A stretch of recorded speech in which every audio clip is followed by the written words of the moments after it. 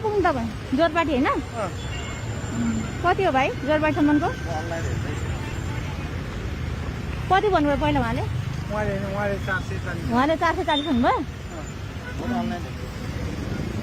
440 हो त कस्तो नजाने भए तपाईँ किन बस्नुहुन्छ त बाटोमा जनताको सेवा गर्छु भनेर बस्नु भयो होइन सार्वजनिक गाडी कुदिया छ अनि नकुदेपछि तपाईँले भुर्की लाउने हो कस्तो तपाईँले पुर्याइदिनुहुन्छ हुन्छ अरे तपाईँले सुहाउँछ त्यो भन्नलाई म पठा हो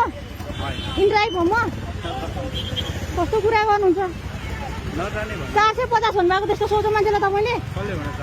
उहाँले भन्दैन भएको छ अहिले कुरा 450 भन्नुभयो उहाँले सुरुमा 440 अझ 400 उहाँले झुटो बोल्छ त्यस्तो बार्गेनिङ हुन्छ तपाईँको त्यस्तो गर्न सुहाउँछ भन्नु न तपाईँले जनताको सेवा गर्छु भने बसेपछि 5-10 रुपियाँ तपाईँलाई चाहियो भने त उनीहरूले बढी आफै दिइहाल्छ नि त्यस्तो गर्नु हुँदैन कि हाले त्यस्तो होइन नि नमिल्दा तपाईँ घरै गएर बस्ने हो यहाँ आएर बाटोमा गरेपछि तपाईँले जनताको सेवा गर्नु पर्यो सेवा गरे अनुसार तपाईँले के अरे लिनु पर्यो ग्राहकसँग शुल्क लिनु पर्यो त्यस्तो बार्गेनिङ गर्ने होइन नि मार्केट हो र यो बार्गेनिङ गर्नलाई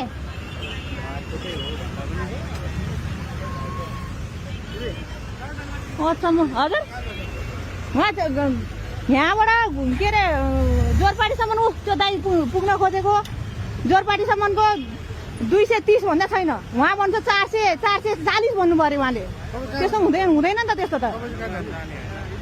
म कहाँ जाने नि त पठा हो ठग्नु भएन है भाइ हो त्यो दिनुपर्छ ठग्न चाहिँ छोड्नु चाहिँ हुँदैन है उहाँले डाइरेक्ट त्यो भन्नुभयो नजानु भयो त्यो धेरै